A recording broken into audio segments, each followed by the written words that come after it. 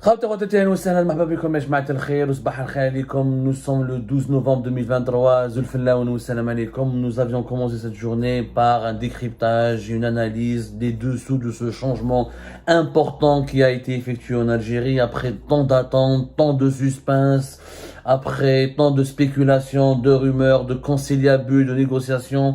L'Algérie, elle a enfin un nouveau Premier ministre. Il s'agit de Nadel Arbaoui, l'ex-diplomate algérien. Il était totalement inattendu, c'est une surprise. On a expliqué dans la première émission, c'est la surprise du chef.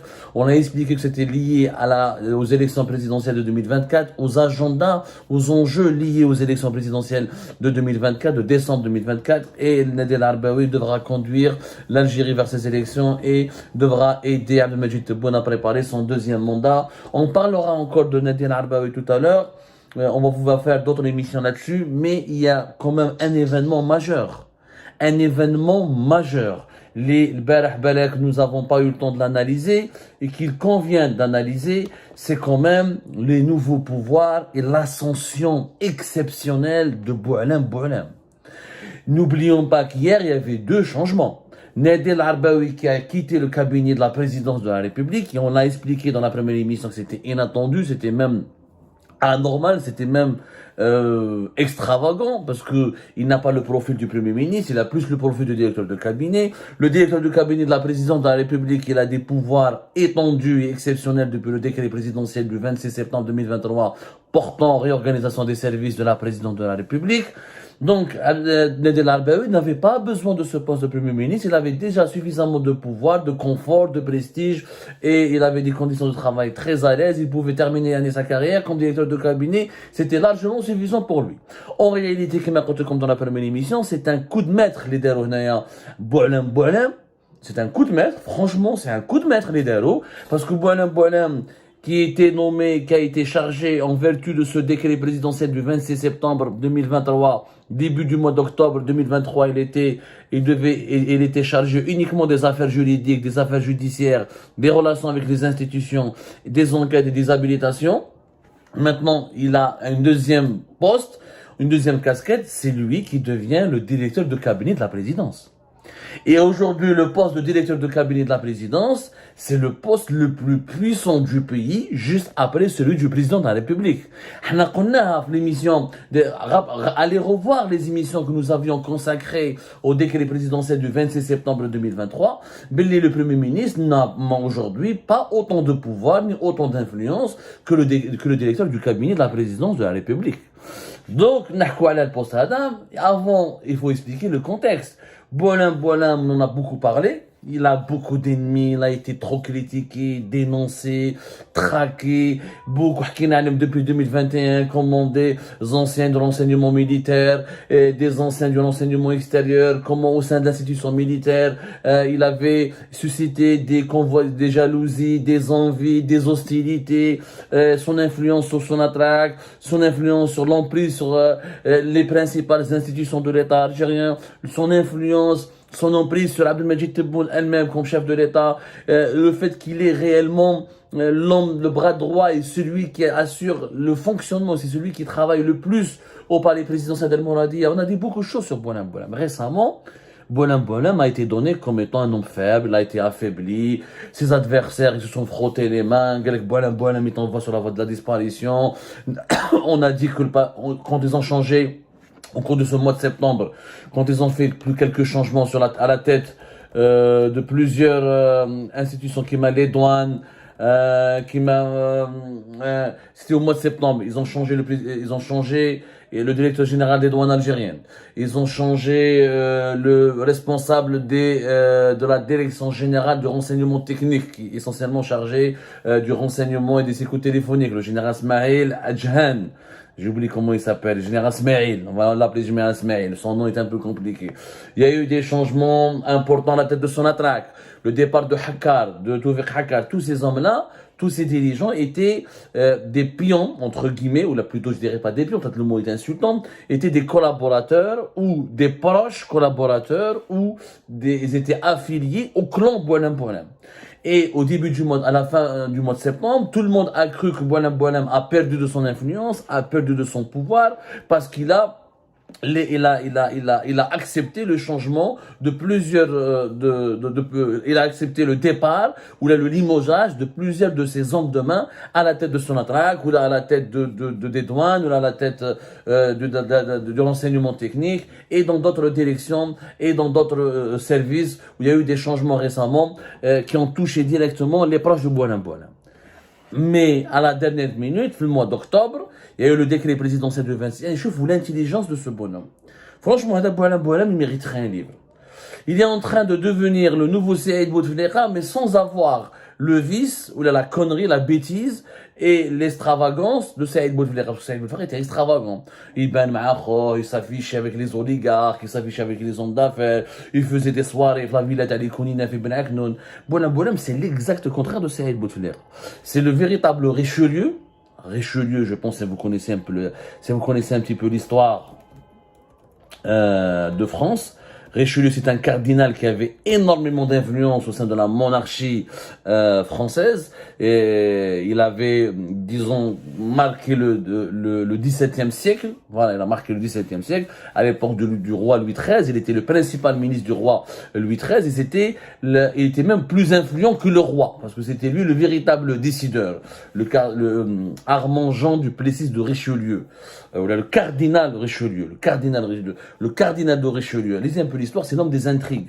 C'était lui qui était à l'origine de toutes les décisions du royaume de France, toutes les grandes décisions, tous les grands projets. C'est lui qui on pouvait pas devenir puissant, là on pouvait pas devenir influent en France à l'époque du XVIIe siècle si on n'était pas sous la coupe du cardinal Richelieu. Le cardinal Richelieu était très discret. Boualem Boualem, c'est comme le cardinal Richelieu. Mais bench, il n'a pas de comportement extravagant, il ne fait pas de dérive, il s'affiche pas avec les milliardaires de façon ostentatoire, il n'a pas une vie qui défraie la chronique. Il essaye, c'est quelqu'un qui commence à sa journée très très tôt, qui la termine très très tard. Il s'occupe de ses dossiers, il s'occupe de ses plans. C'est quelqu'un qui planifie ses coups. Il pense toujours au long terme. Alors que ses adversaires, quand ils l'attaquent, ils pensent au court terme. Nahaoulou des hommes, ils l'ont bousillé, ils l'ont fait bouger, ils l'ont perturbé, ils l'ont ébranlé un petit peu.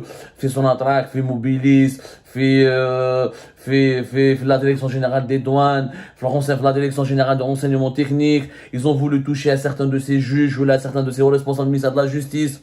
Il a encaissé. Il ne réagit pas dans la précipitation, comme un certain Saïd Bouteflika. Il n'est pas épidermique, il calcule, il est stratège. Il a fait le plan avec Tebboune dans le décret présidentiel du 26 septembre 2023. Oui, il s'est contenté au début d'être uniquement chargé des affaires juridiques et judiciaires. Il a uniquement au début il a uniquement pris sous son aile, il a pris sous son aile le volet des enquêtes d'habilitation. Et les relations avec les institutions, ce qui était déjà une promotion importante pour lui, et ce qui avait déjà suscité une énorme polémique, qui avait mis mal à l'aise ses adversaires, parce que les enquêtes d'habilitation, c'est quoi? On en a parlé déjà.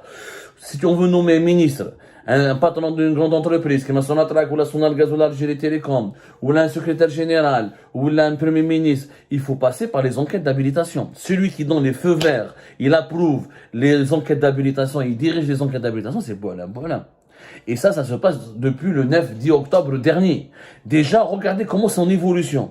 Alors qu'il était en recul, alors qu'on le croyait en chute libre, alors que l'on pensait qu'il était en train de tomber en disgrâce, comme le laissaient croire ses adversaires.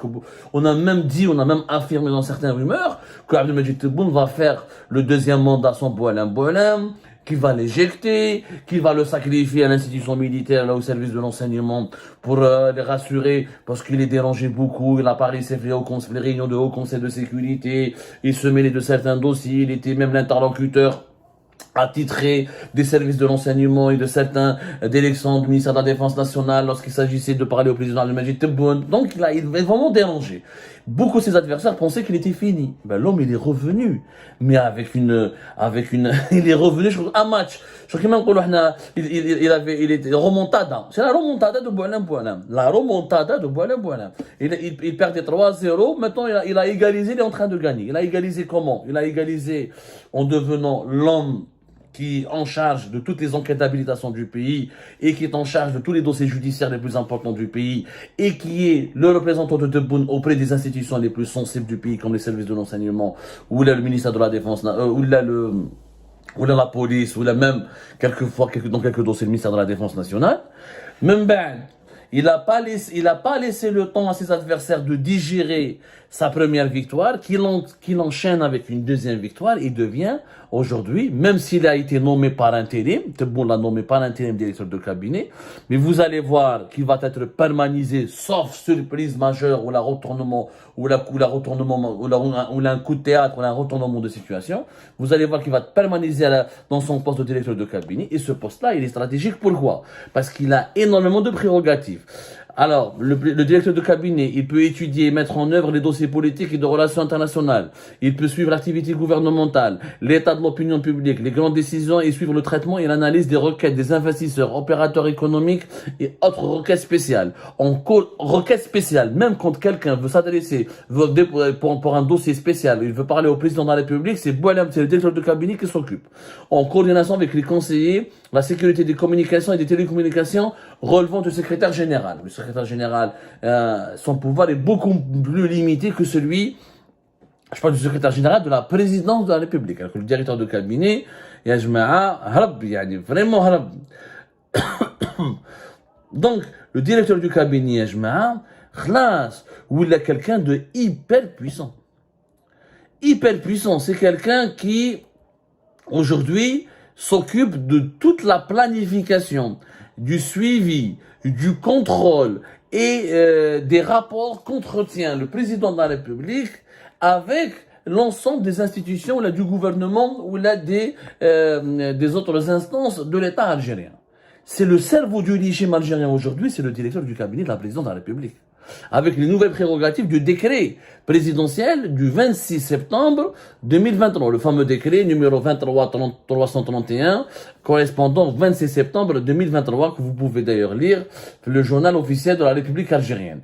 Et vous allez avoir une idée très approfondie, on en a déjà parlé à Algérie Page, sur l'étendue des pouvoirs du directeur de cabinet. Personne ne pensait que Boualem allait devenir le directeur de cabinet. Nesgak avec Benadir Arbaoui, c'est lui le directeur de cabinet, c'est fait, c'est lui le nouvel homme fort du palais présidentiel d'Al-Moradiès, ce qui est vrai, il est devenu le nouvel homme fort, il était très puissant, très influent, il avait la confiance de Tebboune, etc.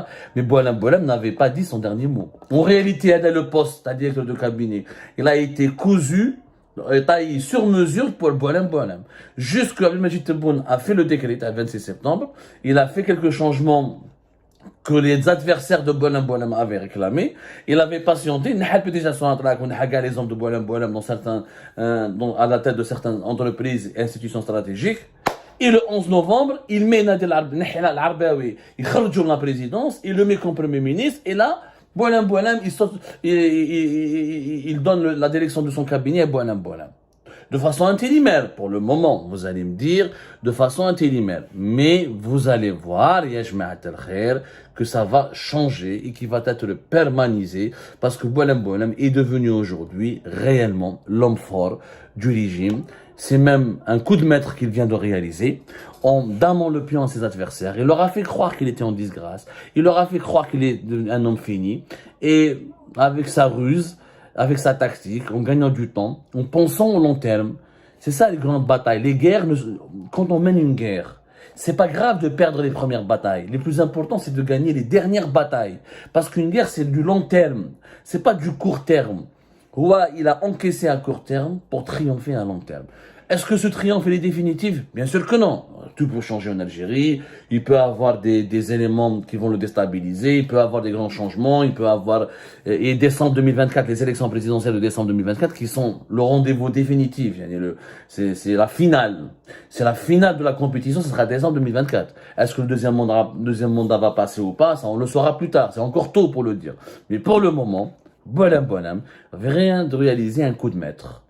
Il faut le reconnaître. Il faut jamais sous-estimer quelqu'un qui s'inspire du cardinal de Richelieu pour diriger le pouvoir d'un pays, même s'il s'agit d'un pays aussi complexe que l'Algérie.